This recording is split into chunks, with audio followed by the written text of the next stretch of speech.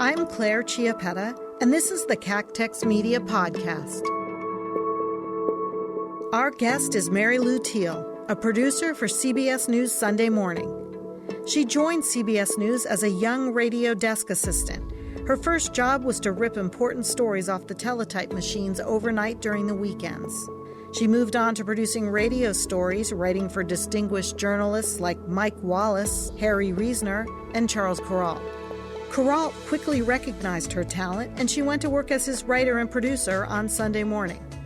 40 years later, she's a celebrated producer who has won 7 National Emmy Awards, 3 Writers Guild Awards, and too many others to count. Welcome, Lou Teel. I'm so happy to have you here joining our podcast. Great to be here, Claire. Lou, as a longtime friend and colleague, I'm going to start at the very beginning. What did you think you were going to be when you grew up, and where did you grow up? Well, I grew up in the suburbs of Boston, Reading, Massachusetts, and a little tiny town called Epping, New Hampshire.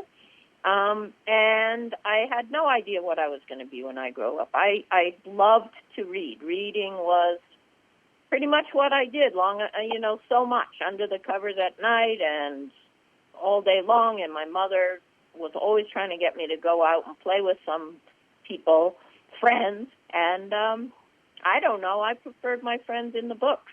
So I didn't ever think about going into television.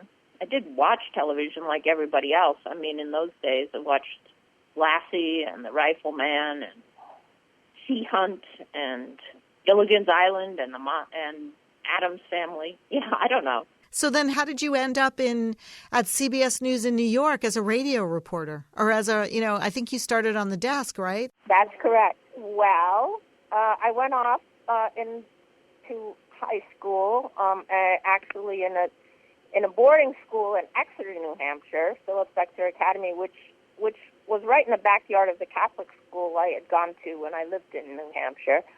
And it was a great place. It opened my eyes to a lot of things. And how I ended up in television was I went from there, where I was one of the first women to go there, to Dartmouth, where I was also one of the first women to go there. And I got a job because it was posted in television, working to make money in the little TV studio. And that got me thinking about television.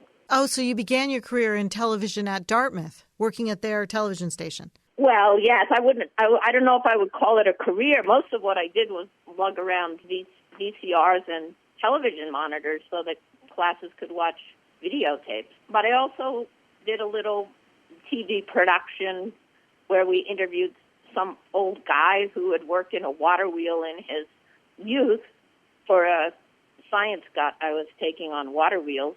And it turned out that I did pretty much what I do as a living now. I produced this video. Wow.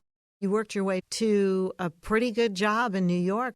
So I liked sports. I spoke Russian, and I had worked in a TV studio. So because I didn't know how impossible it was, I thought, well, I'll just go to New York and work at NBC on the Moscow Olympics, which were going to happen in 1980. So I did all my research. I knocked on all these doors, which you could do in those days if you had friends who let you in. And I didn't get the job. But in the meantime... And the Moscow Olympics were canceled. Yeah, so it didn't really matter. It's a good thing that I didn't get the job. And eventually I saw a name of somebody that looked familiar. It turned out to be... I said, I think this guy's maybe the dad of one of my friends from my Exeter days. And he was. So I sent him a picture of me playing hockey and on my resume and how tough I was. And he said, get in here, kid. And when he found out I couldn't type, I couldn't be a secretary. So he said, I think maybe you should be in news. So that's how I got to news. Tell me what the first job entailed and what do you remember? I remember it was the Camp David Accords were happening. I was working at Eurasia Press writing these books on China. And I had interviewed at CBS, but, months had gone by. And I got a call, and they said, can you come to work at midnight? They needed somebody from midnight to 8 a.m. On the weekends. And I said yes. And in I went, and the teletype machines in those days, the newsroom was noisy. It was teletype machines clacking away and people running around and that was our job, to clean off to update the reporters as they were writing on their typewriters, writing the hourly newscast. It was just exciting. It was fun. Right, I remember. When I was young too. They used to put the teletype machines eventually in some kind of encasing so they wouldn't make as much noise, or maybe that was the printers they were in their own little room, but they had the urgent ones were out in the middle of the newsroom, and the clatter was. I found it exciting. I don't like how quiet everything is these days. And what was your fascination with storytelling? How did you transition into television? Well, I would say I always liked to read. I always loved to write. I didn't love to write. Nobody really loves to write. Well, maybe some people do. I don't. But I like to write. And writing is what got me off the desk. Tony Brunton, who was the head of special events, gave all of us, we had to write a newscast. And then he picked mine, and I got promoted to help him on the special events for the 1980 elections. So that was kind of fabulous. But then when I met these other people that were there that worked in radio on features, I knew that I'm not really a hard news person. I'm more like storytelling. I'm more like the little stories. And the people I met there said, well, come work with us on features. And so I pretty soon went to do that. And when I was doing that, one of the people that we wrote for was Charles Kuralt, and that's who I really, really learned about writing from. And I worked writing essays for him and for Mike Wallace and for Harry Reasoner. What I remember was how it worked is that I wrote essays on Tuesday and Thursday for Harry Reasoner, on Saturday for Mike Wallace. It scared me, but I learned a lot. And Charles's essay would air on Monday, so I would write and leave it in his box on the weekend. And when he came to do Sunday morning, he would record on Sunday, but he would edit what I wrote. And he had this beautiful way. I mean, he was so good at it that, the very last line that I had been struggling with, I would get my script, and he would have just made a nice little straight line through my last line usually, and would write, the 8 words or the 4 words sometimes that summed up the whole thing. And it was always in simple, beautiful language. And I don't know, it was just, I've never had anybody who understood so well what he would change it if he could make it better, and he always did. And so it was an education. That was the most important education, I think. And talk a little bit about Mike Wallace, writing for Mike Wallace and Harry Reasoner. Were they more along the lines of just taking your copy and reading it? Did they give you feedback and change things too? What do you remember? Well, Harry Reasoner, the man who became my husband, Peter Freundlich, had written for Harry Reasoner before me, and the tone that Harry Reasoner's radio essays took was pretty much Peter's tone, which was kind of wise guy, and I copied that. And Harry would come and very graciously write a couple essays, and he would come and almost always just read them. And he had a great voice, and he was always very polite and would say thank you and walk off. So that was my experience of Harry. And Mike was wanting me to pick up find some great story he didn't know about and investigate it and write something about it. And I really don't really have that facility, but I mostly got away with it. But when I didn't, it was hard. It was difficult. Challenging. I must say. Yeah. Very challenging. And every once in a while, Harry Reasoner, I'd be over at Mike's office while he was asking me, getting the third degree about what I had done and what this and that. And Harry Reasoner came in and sat down on Mike's Mike's chair, and he started to kind of rib Mike and tease him a little. And I was so, only in retrospect, I know how grateful I was to feel kind of supported over there. It was just really interesting. Yeah, it's funny because you're saying over there, and I know in my head what you're picturing. So the 60 Minutes offices were across the street in those days, right, from the whole news operation. And so, yeah, you used to have to go across the street to sort of have a conversation with the 60 Minutes team. And actually, Sunday Morning was across the street when it first, I believe, when you first started on the show. And talk a little bit about that, because you must have just been so excited because here you preferred to write for him, and then he gave you this opportunity to come on board. Lindsay Miller also was on our podcast and told us some great stories. You know Lindsay, don't you? I know Lindsay. Lindsay was at my wedding. Lindsay is a good friend, and she was the writer on Sunday Morning before me. And it was Lindsay that got that ball rolling when she wanted to become a producer at Sunday Morning, and mentioned to me about that maybe I could go over there and be the writer. So then Charles, weighed in, and that was all very, very positive. But Lindsay is the reason why I got this fabulous job. You were my main assistant, so right. I learned about television from you and from Shad, basically.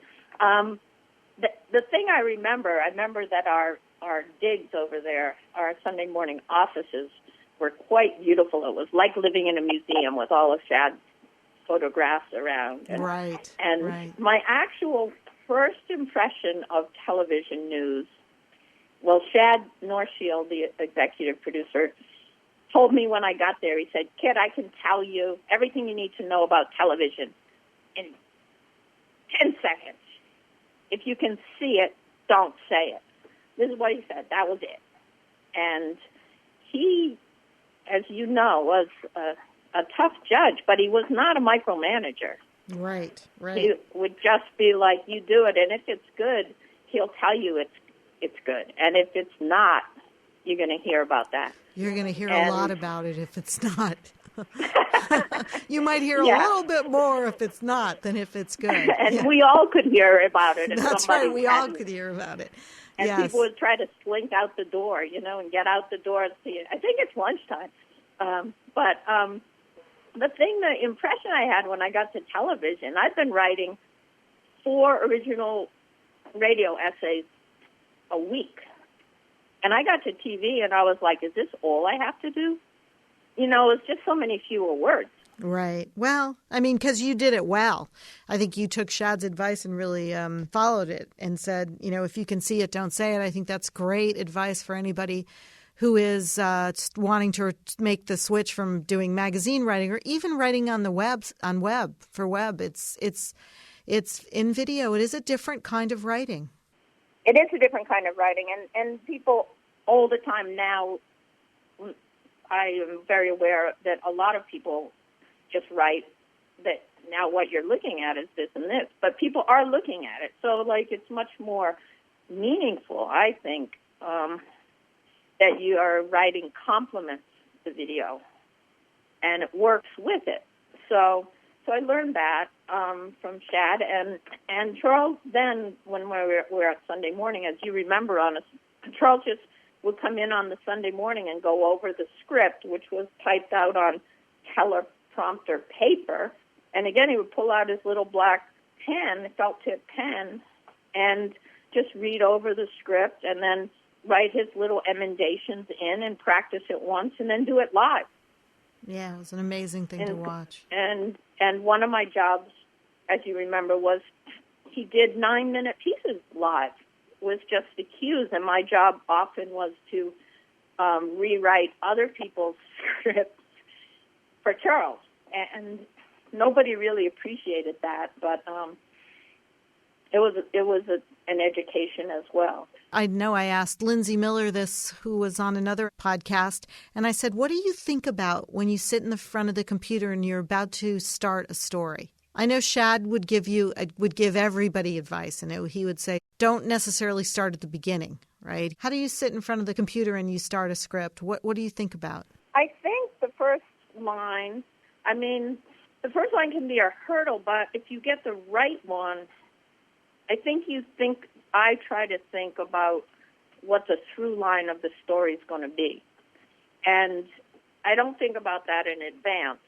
But once you can kind of make yourself keep going, or I make myself keep going and get a first line and see if it leads to the second line and the third line, and you kind of start following. What I do first, because you've already got these interviews, and basically your job is to tell the story, to help the people that you've interviewed or the reporter has interviewed to tell the story that you have to tell. So the first step for me is in producing a whole documentary-style short piece is to go over the interviews and pick the parts of it that you want to use, and then you try and think about how to weave that together in a way that will keep people engaged. Right. And there's a lot of different theories of that, and there's a lot of ways I've had to modify how I do that depending on the way that whoever is the executive producer or the correspondent.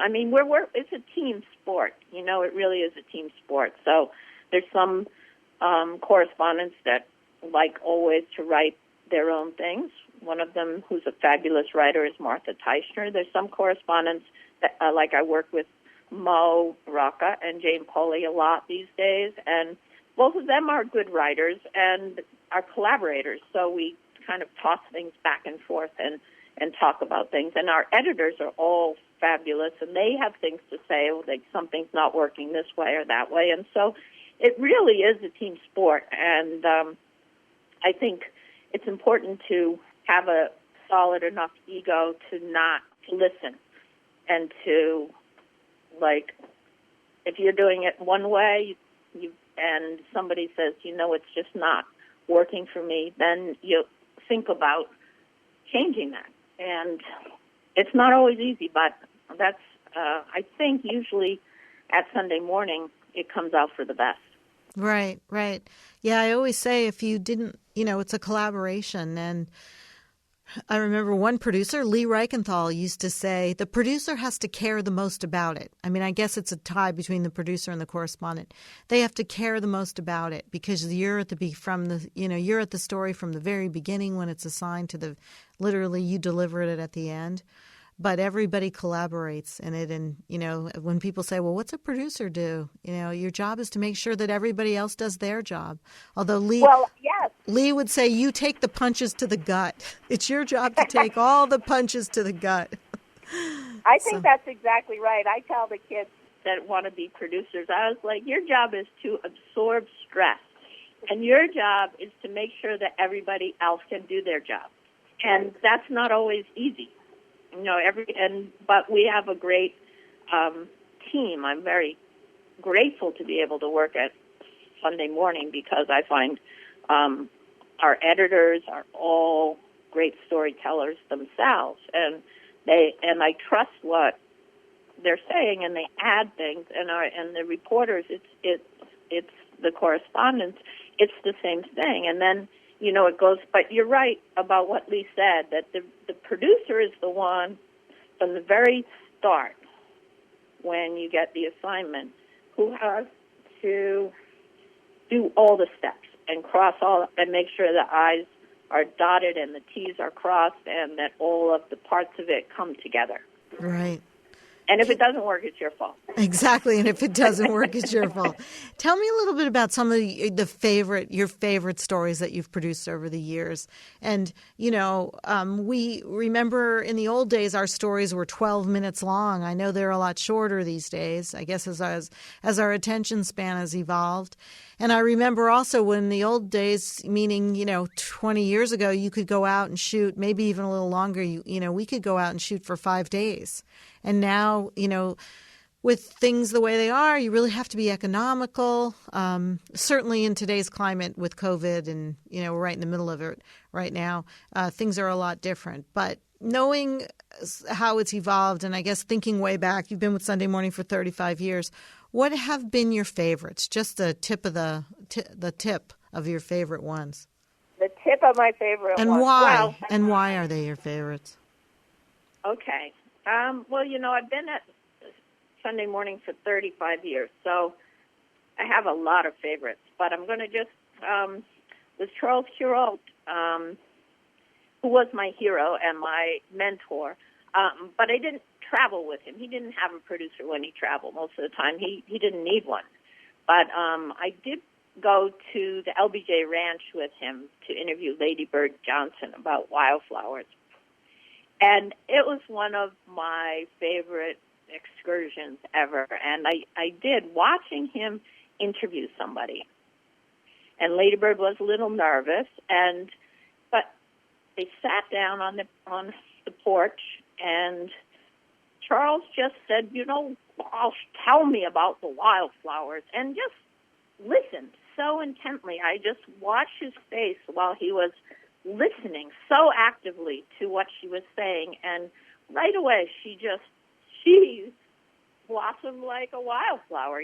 She just opened up, and they had this wonderful chat. And while we were having the interview, this tour bus goes by filled with what I call white-haired old ladies, which I'm one of them now. But and they were all not only did they see Lady Bird, but Charles Kuralt, who's it's like a twofer, and they were all freaking out, and it was so fun. And Charles and Lady Bird waved at them, so that was great for him. My favorite person to meet was my hero, Bobby Orr, the famous Boston Bruin superstar, and got to skate with him, with Mo Rocca, who I had to teach to skate before we did this.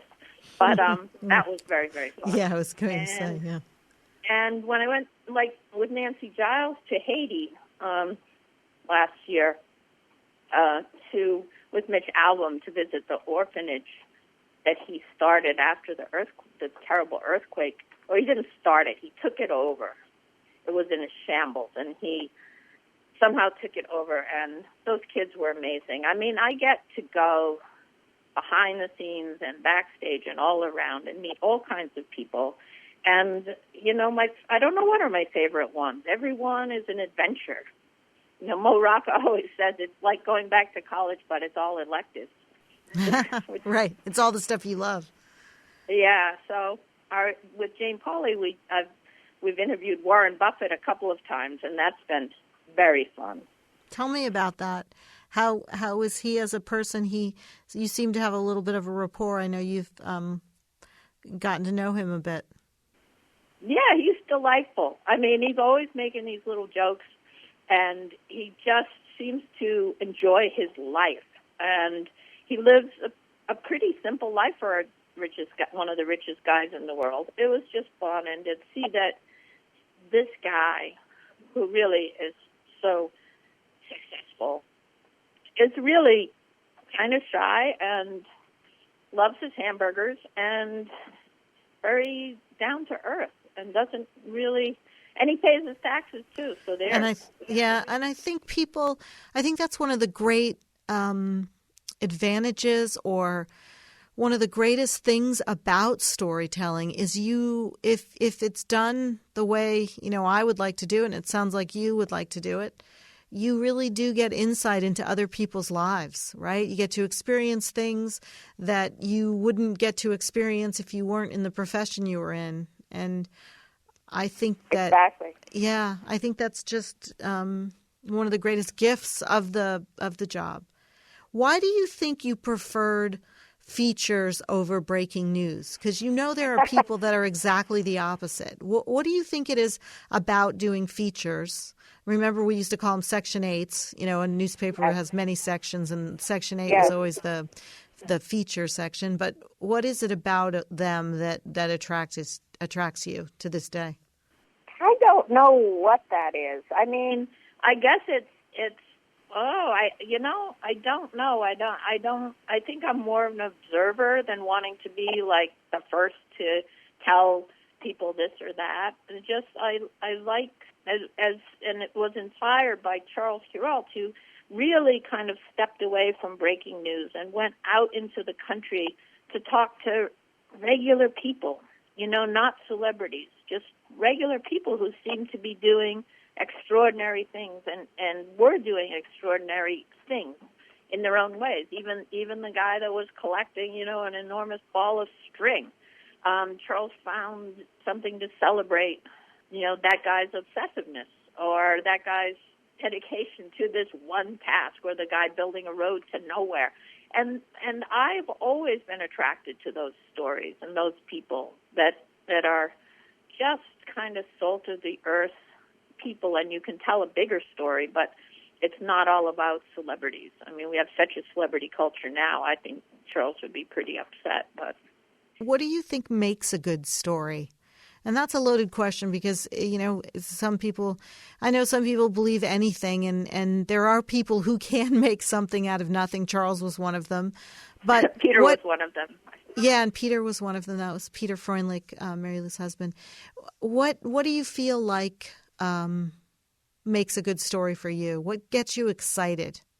I think every person has a story as far as, and it's a producer's job and the reporter's job to kind of find out what that story is and how to best tell that story. But I don't actually have a favorite genre of story. I like finding out stuff. Like with Mo, we do stories about presidents, usually bad presidents or lesser known presidents or forgotten presidents. I like learning stuff and meeting all these people. And you find all these people, like, say, traveling around with Mo to these presidential homes. You find people that really take their jobs so seriously, and they really have a passion for things. And people that work in hospitals, like we're finding now, like there's so many people that really are passionate, so many good people, and that's what I like about Sunday Morning. It's a story about the good things people do, mostly, not the horrible things that people do. And I think that affects what people think about the world, how you look at the world. Right, exactly. Yeah, we talk about tone a lot. We do corporate stories, so we want to tell stories with our hand outstretched upward instead of sort of turned over in a fist. It's really knowing how to get the tone right, I think, a certain amount, and looking at more about the positive aspects of something and point them out to people. I mean, it really does change. I know people tell us about Sunday Morning that it helps them through the week these days in COVID and it's stories. I think it's one of the only places on television that you can go these days without wanting to throw something at the TV. Right. And that's because its concentration is, although it doesn't ignore the news, the concentration is on the positive. Can you tell me about anything that you're working on right now that's coming up? Well, I did. Last week, Mo and I did a story about the election of 1876, which was between Rutherford B. Hayes and Samuel Tilden. And that election was deadlocked. Basically, Samuel Tilden won the popular vote, and the Republicans figured out how they could get the electoral vote by one vote. And the Senate was split. It took 4 months. I'm working on a couple other things that I can't really talk about. But I did a story with Michelle Miller about the Black Cowboys, and that was really, really interesting and satisfying, and I learned a lot of things, and I hope other people learned a lot of things through what we did. Is that aired yet? Is that that's going? Yeah, that was on right when the protests were happening. We started shooting the Black Lives Matter protests. We started shooting that story in February, and we were on our way to go visit with the Compton Cowboys when the COVID thing came down. But then, we're under COVID, and the Black Lives Matter protest started, and the Black Cowboys showed up. They showed up in Texas first. I think in Houston. And so we had a peg, and we managed to go back and shoot the Compton Cowboys were marching in California or with their horses, and it was really and the history of the Black Cowboys in this country. There were a lot of them, and That's something that people didn't know. They have this whole history and this whole tradition, and it's very much alive. So that was really interesting. Mary Lou, you said peg, and just so everyone knows, so we call it a news peg. So when a story has something relevant is happening in the world, then sometimes it gets put on air a little bit sooner rather than later because it just seems more relevant at the time. So, and that sounds like that's and in this case, like, it's not only the Houston Cowboys, black Cowboys riding in the protest, but a cowgirl in California showed up leading the protest on her horse, and it kind of went viral. You know, people were didn't know what that was, and it turns out we have been working on what that is, that whole tradition. So that was just kind of lucky. Right, correct. Hey, so tell me a little bit about your favorite stories, your favorite film or book happening right now. And it doesn't have to be a sort of favorite of the moment. You know, what are you reading? What television shows or series or Netflix, or what are you streaming? The book that I'm reading right now that I've just started is Caste, The Origins of Our Discontent by Isabel Wilkerson. And I'm just really at the start of that, and I'm enjoying it very much. It's beautifully written. My favorite book that I've read lately, and lately I'm talking the last few years, is George Saunders' Lincoln at the Bardo, which is a story about, it's his half history and half and very imaginative fiction intermixed, which makes it a little bit challenging to get into at the beginning, but you're inside the ghosts of people who have died, and you're also inside, and it's during these 3 days when Abraham Lincoln lost his son. So it's really fascinating. And as far as one of my favorite books writers is Annie Lamott, who in these days she's a beautiful writer and she's the only spiritual writer that I read religiously. Her book on writing, Bird by Bird, is one of the best ever. But in terms of online, what am I streaming? Well, I got hooked on Schitt's Creek right away, early on, and I'm so thrilled. I was supposed to do a story, and we got COVIDed out of that one, but with them. But I've always loved the Catherine O'Hara and Eugene Levy, and in all of the Christopher Guest movies, and done some stories with them in those days. And I don't know, can you say Schitt's Creek? It's spelled SCHITT. So. Yes, exactly. I think you need to clarify. But it's beautifully written, and it's tender and weird, and it's funny. And it's just an improvisational. I'm so happy they won like all the Emmys. So. Right. I think they took the most, and I don't know if they broke a record. I think they tied the record. I don't think they broke the record, but I actually have started watching that too, and it's just very funny. Very funny. It is. And engaging. It's very sweet. Well, listen, Mary Lou, thank you so much for joining us today. I really appreciate your time, and I hope our listeners keep watching CBS News Sunday Morning on across the country at 9 Eastern and 8 in Central Time Zone. Claire, it's been a pleasure. Thank you.